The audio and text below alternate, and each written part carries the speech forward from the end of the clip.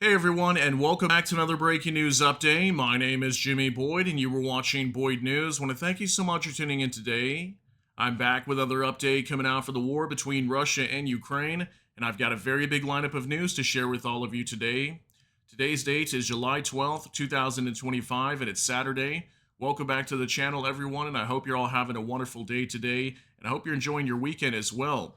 Lots of news to cover in today's update. Let's go ahead and get right into this. We've got a massive report out of Ukraine today, as very soon Ukraine is going to be firing potentially hundreds of missiles into Russian territory with the backing and help from Germany. So I have a new report here on your screen to cover. Ukraine's deep strike capabilities to receive major upgrade very soon. Ukraine will begin receiving hundreds of domestically produced long-range weapon systems by the end of July under a German-financed agreement, German Major General Christian Freuding reported today. So this is a huge report, guys. I didn't think this was going to come so fast. If you actually remember back at the end of May, we had Volodymyr Zelensky, the president of Ukraine, visiting in Germany to meet with the German Chancellor Friedrich Merz. And reportedly from Merz, he was stating that Germany was going to begin financing the development of long-range missiles to strike targets inside of Russian territory. And it looks like it's coming very soon, as these missiles are pretty much going to be ready to go. These are domestically produced inside of Ukraine. They're going to be firing these directly into Russian territory, hitting lots of military targets. So we're going to be seeing some major fireworks inside Russia here very soon, potentially by the end of this month, maybe even as soon as August. So we'll talk more about that here in just a minute. I'll actually show you guys a clip of Christian Freuding here today reporting that. And we also have information overnight that Ukraine was being battered by cruise missiles and drones. There was 597 drones coming from the Russians yesterday and 26 cruise missiles. Lots of damage in multiple cities. We've got a lot of videos and pictures coming out from Ukraine. Horrible attacks last night to report, but I want to share that information with you guys. Let's go ahead and jump into this. We're going to hop on over here to X with Anton Gerashenko. And this is a report that we went over back in May. So it says right here, the date being May 28th, 2025. So I just want to briefly cover this in case you guys weren't aware about this whole situation of Germany funding the production of long-range missiles for Ukraine. So it says right here, German Chancellor Friedrich Merz, a memorandum of understanding will be signed between Germany and Ukraine on the procurement of long-range weapon systems manufactured in Ukraine, known as long range. There will be no restrictions on their range. Germany will finance a significant portion of Ukraine's Starlink coverage. Russian strikes are a slap in the face for all those who are fighting for a ceasefire, not only in Ukraine itself, but also in Europe and the US. Thankful to the people and government of Germany for standing with Ukraine. Yeah, so we're not going to watch this video. It's about a minute and a half, but it's basically Friedrich Merz here just announcing the production of these weapons inside of Ukraine. Okay, these are, again, domestically produced, inside of Ukraine, and they're going to be firing these inside of Russia. Now, I don't know all the details on this. We don't know how deep these missiles can be fired into Russian territory. Will it be 500 kilometers or more? Will it be able to strike Moscow? We have no idea just yet. We might be getting those details later on, but all we know is these are long-range missiles that will be used by Ukraine's military to strike Russian targets behind the front line, and this could potentially end the war. I mean, at some point, if they slam Russian targets enough, maybe Russia could be running out of equipment, or they could be just taking heavy blows on top of all these sanctions that could be coming. This could all be a coordinated effort from the West and Ukraine, obviously, to help end the fighting over here in Ukraine. So crazy news what's coming out. Let's move on to this other report from Nexta now. Germany provides Ukraine with weapons to strike deep into Russia. The first long-range systems capable of hitting targets far behind Russian lines will arrive in Ukraine by the end of the month, according to Bundeswehr General Christian Freuding. The head of the German Defense Ministry's support group for Kyiv is confident the new deliveries will significantly boost Ukraine's air defense and strike capabilities in the coming weeks. Yeah, it's about a minute long. I want to show you guys this. It is going to be in German, but there will be subtitles here on the bottom of the screen for you. So go ahead and pay attention to what he has to say. Also ich glaube, zu Taurus ist alles gesagt, aber es ist eine richtige Analyse. Wir brauchen Waffensysteme, die weit auch in die Tiefe des russischen Raumes erreichen, die angreifen können, Depots, Führungseinrichtungen, Flugplätze, Flugzeuge. Wir haben ja viele dieser erfolgreichen Operationen der ukrainischen Streitkräfte in den letzten Wochen und Monaten gesehen. Auch Deutschland ist bereit, solche Waffensysteme zur Verfügung zu stellen. Auch den Taurus? Würden Sie den Taurus liefern, Mai, Herr General? Wie gesagt, zu Taurus ist alles gesagt, aber wir liefern solche Waffensysteme. Wir haben heute hier vor Ort unterzeichnen können oder einer Unterzeichnung beiwohnen können zwischen der ukrainischen Industrie und dem ukrainischen Verteidigungsministerium durch Deutschland finanziert. Wir haben diese Initiative angestoßen erst Ende Mai und wir werden, die ukrainischen Streitkräfte werden aus dieser Initiative bereits Ende diesen Monats die ersten weitreichenden Waffensysteme geliefert bekommen und dann folgend in einer hohen dreistelligen Stückzahl. Und das wird die ukrainische Luftverteidigung, das wird die ukrainischen Fähigkeiten massiv verstärken in den nächsten Wochen und Monaten. All right, so there you go. And this is a huge update, guys. I mean, this is potentially hundreds of these missiles that Ukraine is going to be able to fire here very soon. They're going to get a small batch up front. We don't know what the number is going to be. Then he said also followed up by potentially hundreds more. Okay, he said high three-digit range of batches of these missiles. So very soon, Russian targets are going to start getting smashed. He states here that this is going to help defend Ukraine's skies. I think the Russians are going to have to start moving a lot of their warplanes far away from Ukraine if they don't want them to be destroyed. And this is something that, Russia's warned about before. They don't want missiles to be striking inside of their territory, especially coming from the West. Germany is directly helping fund these missiles, but reportedly these are going to be domestically produced inside of Ukraine. You can also see here that the reporter asked him if they're going to be sending Taurus missiles. Now, we don't know for sure if Ukraine's going to be receiving these, but maybe they could. I mean, we know that right now Germany is classifying the delivering of weapons to Ukraine. Any batches of supplies they send over to Ukraine, they're not openly stating what they're sending. So who knows? These could be Taurus missiles at the same time that Ukraine ends up receiving here very soon. So major update today. Let's go ahead and move on to some reports now out of Ukraine. As we had last night, a major attack from the Russians. So here's from Anton Gerashenko. Russian massive attack on Ukraine last night. 2 killed and 14 injured in Chernivtsi, 6 injured in Lviv. 2 people were killed on the spot by falling debris in Chernivtsi. A 26-year-old woman and a 43-year-old man. Residential buildings, administrative offices, shops, and cars were also damaged in Lviv. Residential buildings and 2 industrial facilities were damaged. 6 people injured, including an 11-year-old boy in Lutsk. One-story house caught fire due to a Russian attack in Kyiv. Critical infrastructure facility was hit, according to local authorities. The main strike targeted a plant that had been closed for several years. 1 person was injured in the Kyivsky district, in Cherkasy region. 8 private houses were damaged by the blast wave. Around 50 households are currently without electricity, and utility workers are already working on restoration. In Groverad region, about 10 private houses were damaged in one of the communities of the Holovanivsky district. Roofs were destroyed, and windows, doors, and fences were blown out. Yeah, we had a massive attack on Ukraine again last night. Around 600 drones going into Ukraine and about 26 cruise missiles. Take a look at this video.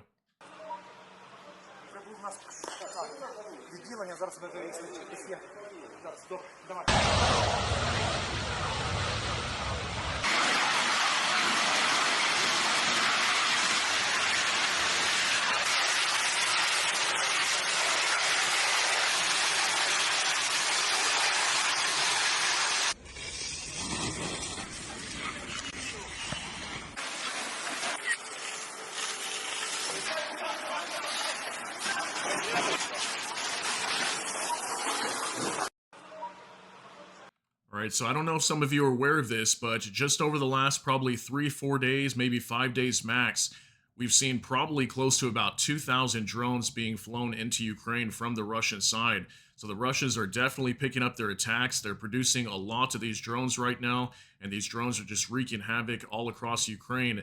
I know the Ukrainian Defense Forces were able to bring down a lot of these again, but still nonetheless, lots of damage reported here in Ukraine today. Here's another report from Vicegrad24. Russia launched 26 cruise missiles and 597 suicide drones against Ukraine overnight.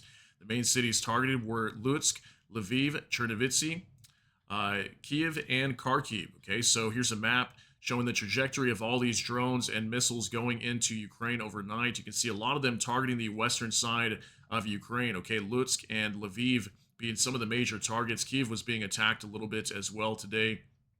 And then I was able to find out some information, actually. The reason why the Russians are targeting Lutsk so much right now up here in northwestern Ukraine in the Volyn region is because there's an airfield over there, okay, right outside that city of Lutsk. And it was under attack just a few days ago, the last time the Russians launched a massive attack, like 700 drones and missiles. A lot of these missiles were going after Lutsk, and I think that could possibly be because they're trying to go after that airfield over there. And if Ukraine has F-16s, maybe the Russians are trying to destroy them. And then also with this news of these missiles that are coming out, I'm not sure if these are going to be like air-launched cruise missiles or whatnot, but if the F-16s are going to be used to be firing these missiles that are funded by Germany, that could also be what the Russians are trying to do. They're trying to inhibit Ukraine's ability to utilize these missiles here very soon. So lots of strikes here on western Ukraine today. Now from Vicegrad 24 breaking, Russia launched another massive air attack against Ukraine overnight. Cities across the country were attacked by 26 cruise missiles and 597 suicide drones, the vast majority of which were shot down. 2 civilians were killed in Chernivtsi and dozens were wounded. Yeah, very sad, guys. We did have some lives being lost inside of Ukraine today, unfortunately. Lots of people being wounded. This video is going to show what looks like a cluster munition warhead, probably from one of these cruise missiles being fired from Russia. Take a look at this.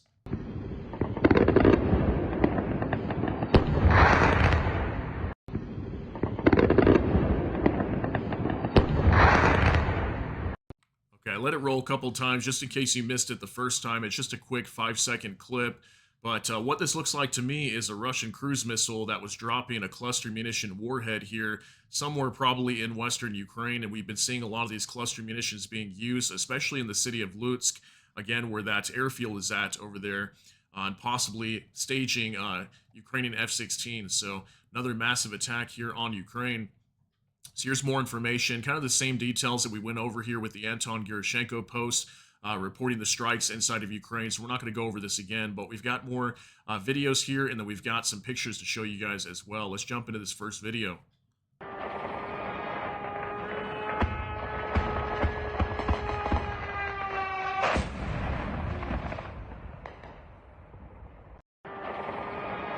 Absolutely frightening video. Look at this Shahed drone just coming and slamming a target here, most likely in western Ukraine. Again, that's primarily where a lot of these drones were headed.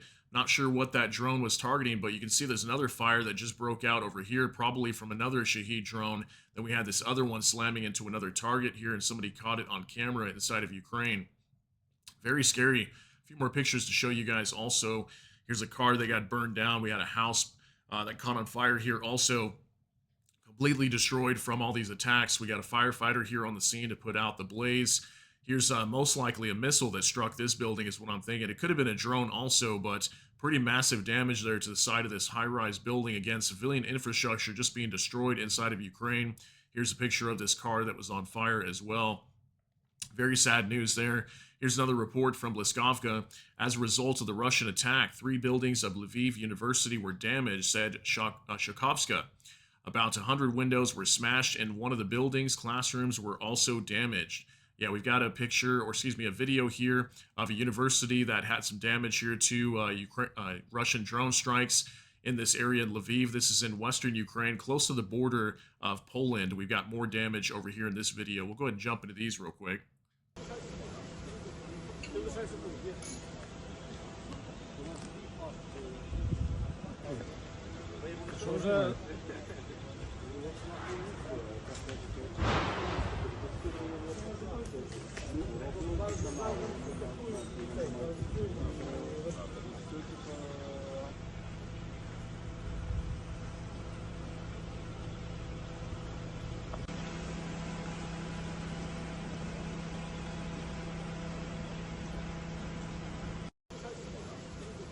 All right, we can see here massive damage to this university. Look at all these windows blown out and everything. We've got cars being damaged over here as well due to Russian drone strikes. Got another video coming up.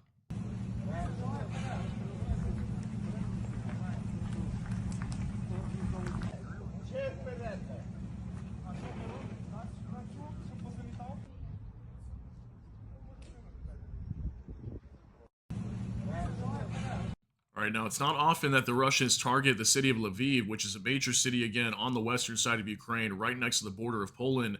But it looks like the Russians decide to launch attacks over here once again, striking more residential buildings. Doesn't look like any military targets to me. Here's also another picture of the side of this building here. I'm not sure exactly what that was, but I mean, look at the damage to that. I would not be surprised that was a missile that struck this building. So massive damage in Ukraine.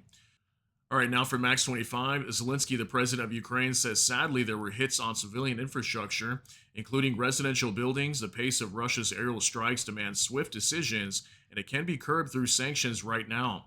More air defense systems are needed, along with investments in interceptor drones, which are already delivering good results. And we've been hearing a lot about these interceptor drones that Ukraine is massively producing right now. They've also teamed up with an American company to help out produce these also. Look at the damage here to this building from a Russian Shahed drone. It's a high-rise residential building. We've got a warehouse here, also here that burned down to the ground. And also look at this picture showing this massive strike right here. Most likely a drone that struck here, fragmented, and destroying this building, blowing out all the windows. I mean, just massive damage here, again, inside of Ukraine.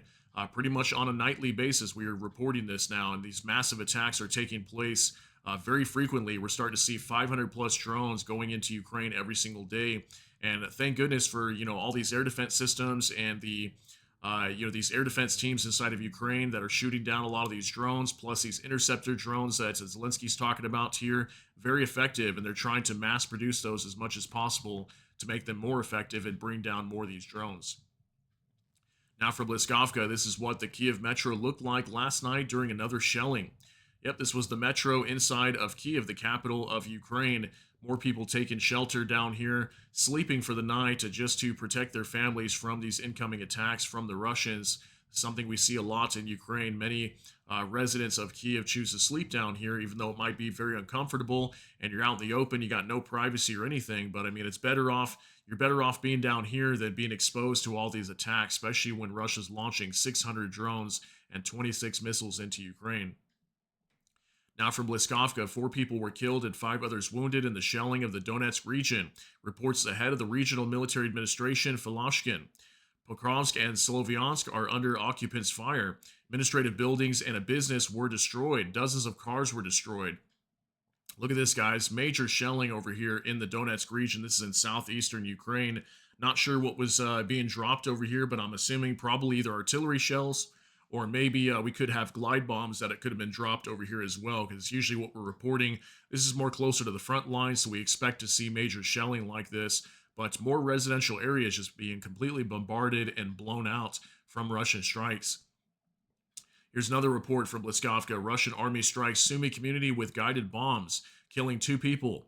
According to regional military administration, in addition, a 27-year-old woman was killed in Nikopol. The enemy killed her by shelling the city with heavy artillery. Okay, Nikopol's down in the Dnipropetrovsk Oblast, I believe, closer to like Zaporizhzhia and whatnot. Yeah, we got this report out of Sumy also. This is up in northeastern Ukraine, and we had a community over here being shelled with guided aerial bombs. Okay, so very horrible news, guys. Just so many reports today of major attacks inside of Ukraine. Lots of people losing their lives. A very unfortunate situation and sad to see.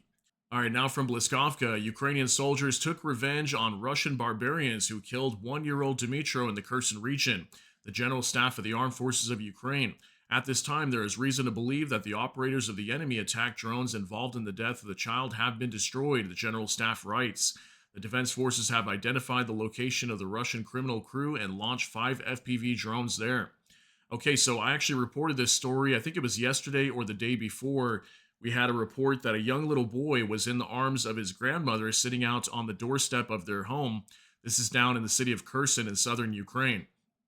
And the Russians are not too far away from the city, and they use FPV drones repeatedly and target civilians, literally chasing people down the streets with these FPV drones.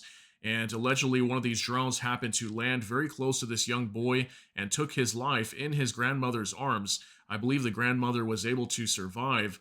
Yeah, we heard about this just the other day, and Ukrainian soldiers took revenge and decided to launch 5 FPV drones on the location of these soldiers who carried out this strike and allegedly could have eliminated them So yeah, that's what they're reporting today. They did take revenge for this attack down in Kherson. So let me know what you think about that.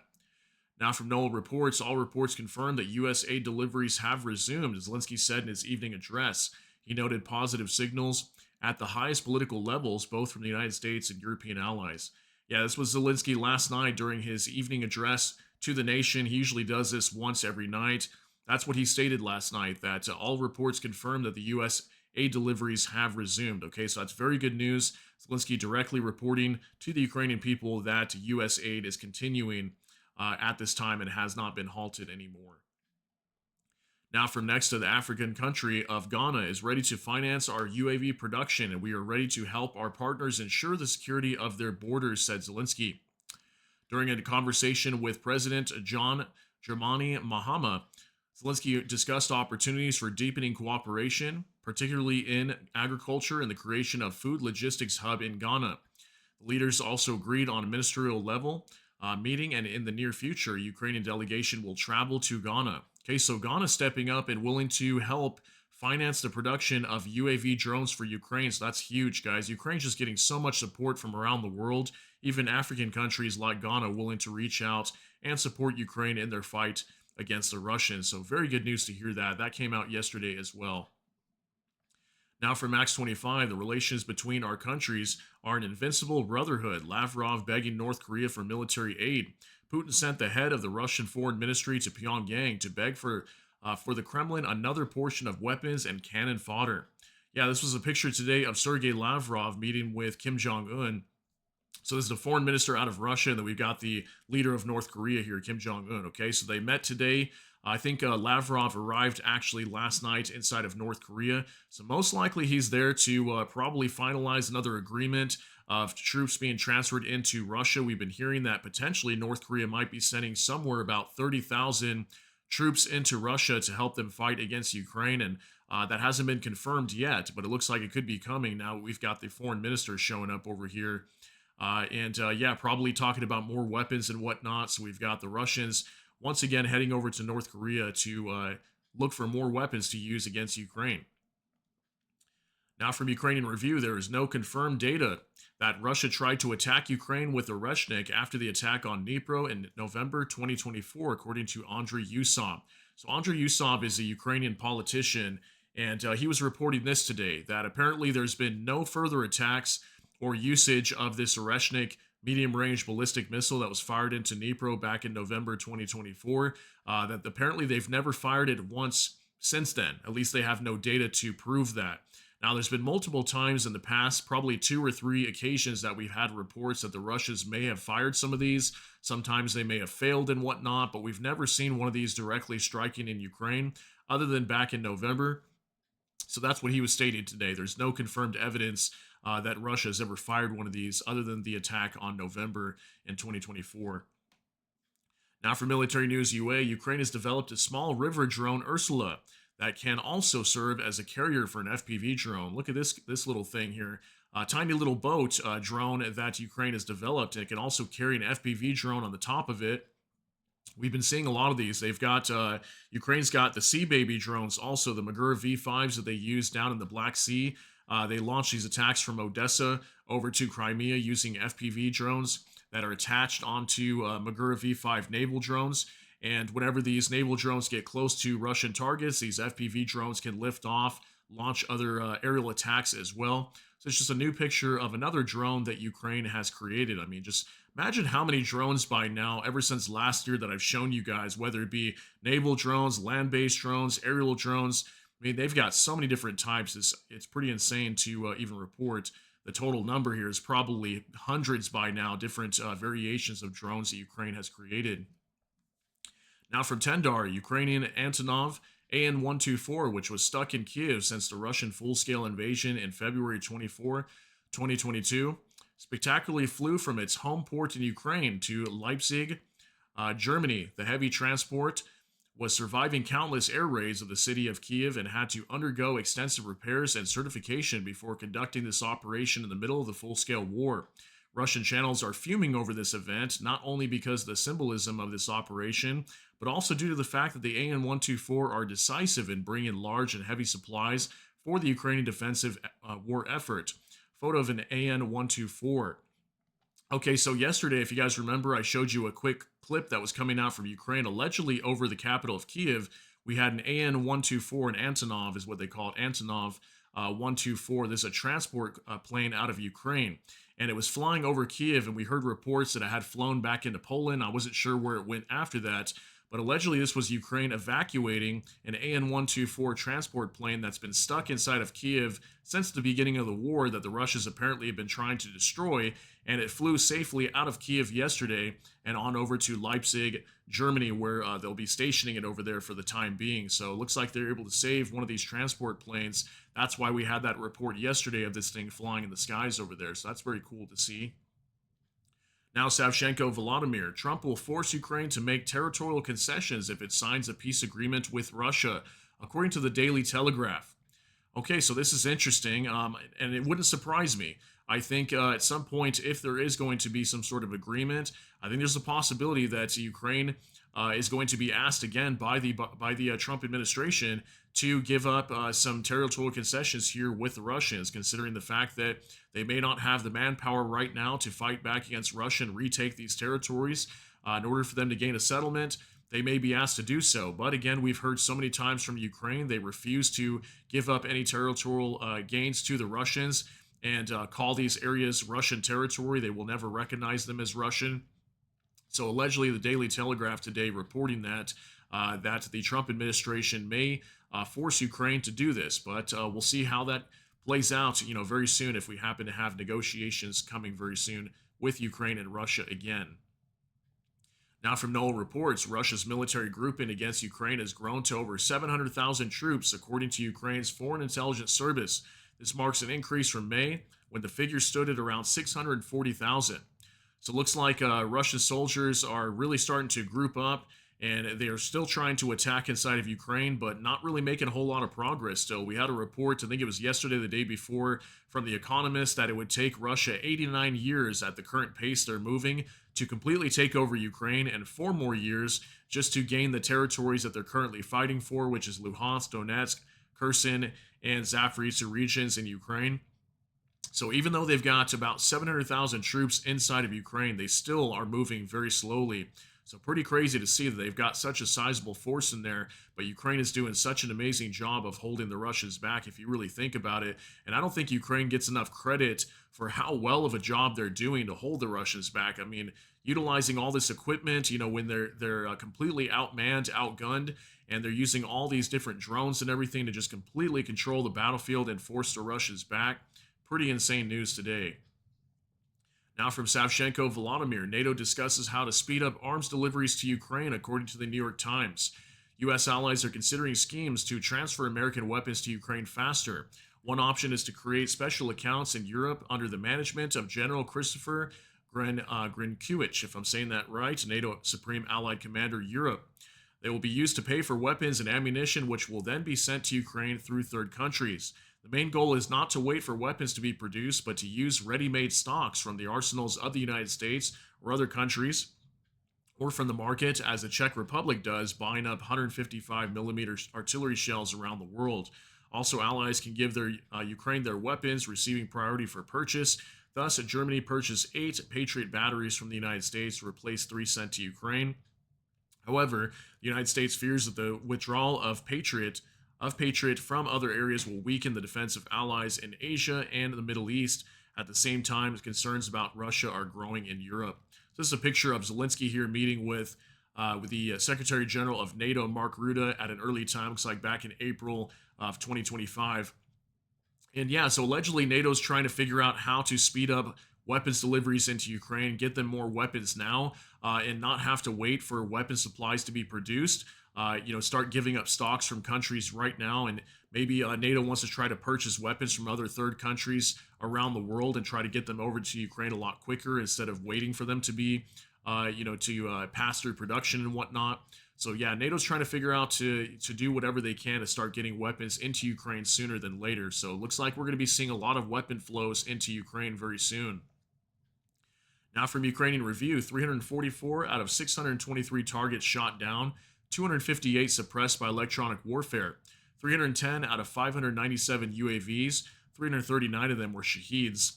25 out of 26 KH-101 cruise missiles. Okay, so very good news to see.